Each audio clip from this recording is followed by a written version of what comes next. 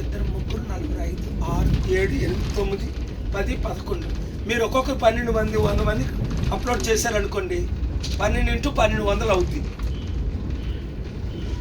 ఈరోజు విశాఖపట్నం స్టీల్ ప్లాంట్ని అమ్మొద్దని ఫైనల్ ఆర్గ్యుమెంట్స్ వినిపించాను కోర్టు 6లో ఆంధ్రప్రదేశ్ హైకోర్టులో.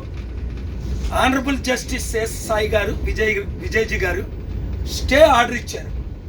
ఇప్పటికే 33,000 ఎకరాలు 15,000 ఎకరాలు అమ్మేశారు, మిగిలింది 18,000 ఎకరాలే. అది కూడా ఎంత 60,000 కోట్లు. గంగవరం పోర్ట్ని 600 కోట్లకి, అంటే ₹1,00,00,000ది ₹1,00,000 అమ్మేస్తున్నాడు. ప్రాపర్టీ ఎవరిది? మంది, విశాఖపట్నం నిర్వాసితులు. అమ్మకుండా ఆపాము. ఫస్ట్ గుడ్ న్యూస్ ఆ 40,000 కుటుంబాలకి, 2 లక్షల మందికి. సెకండ్ గుడ్ న్యూస్, అక్కడ ఉన్న ఖాళీ స్థలంలో 10,000 ఎకరాల్లో ఒక 1000 కంపెనీలు తీసుకొచ్చి కనీసం ఒక 100,000 ఉద్యోగాలు తీసుకొస్తే కొన్ని లక్షలు, minimum 1 lakh to 10 lakh jobs create చేయొచ్చు. దానికి ఇనీషియల్గా నేను 1 బిలియన్ అంటే 8,000 crore డొనేట్ చేస్తానంటే అది కూడా కోర్టు యాక్సెప్ట్ చేశారు. గవర్నమెంట్ని ఆర్డర్ వేశారు, వాళ్ళు కౌంటర్ ఫైల్ చేస్తున్నారు.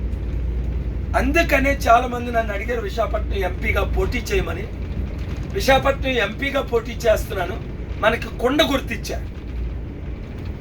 గాజువాక ఎమ్మెల్యేగా పోటీ చేస్తున్నాను, దానికి కూడా కొండ గుర్తిచ్చారు. మీరేం చేయాలంటే మన గుర్తు మారింది, కొండ గుర్తుకే ఓటేయండి అని ఈ వీడియో ద్వారా అందరికీ చెప్పండి.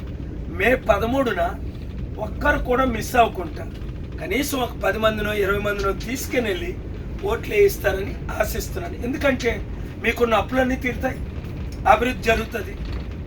ఇప్పటికీ 8th wonder of the world మీకు తెలుసు. నా సక్సెస్ ఇక్కడే పుట్టి వైజాగ్లో పెరిగి 10th ఫెయిల్ అయ్యి లైఫ్ లేని నేను ఆ దేవుడి కృపలో లైఫ్ వచ్చి ప్రపంచానికి నేను ఒక సక్సెస్ఫుల్ సింబల్గా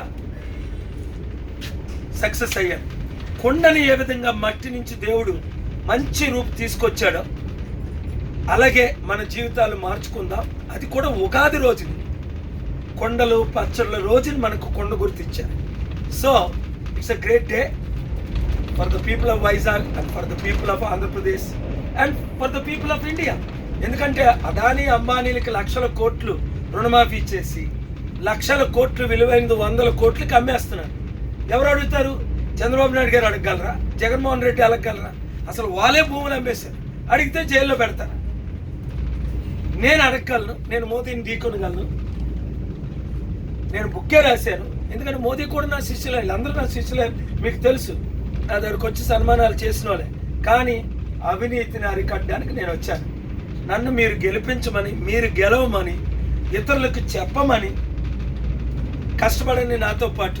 చూడండి, 3 హెలికాప్టర్లో 2 ఏరోప్లేన్ 747లో తిరిగి నేను ఈరోజు బై ట్రైన్ తిరుగుతున్నాను మీ కొరకు, దేశాన్ని రాష్ట్రాన్ని రక్షించడానికి. ఎంపీ పోస్ట్ చాలా చిన్నది నాకు as a global peace president.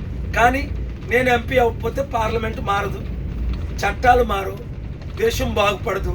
Manipur లాంటి ఘటనలు చాలా వస్తాయి. హిందూ ముస్లిం క్రిస్టియన్స్ మధ్య గొడవలు అవుతాయి.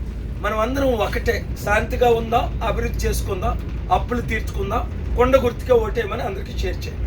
Thank you very much. Any questions? మీరు వైజాగ్ కదా, అందరూ కనీసం ఒక 10-100 మందికి ఇది అప్లోడ్ చేయండి. గుర్తు మార్చేశారు.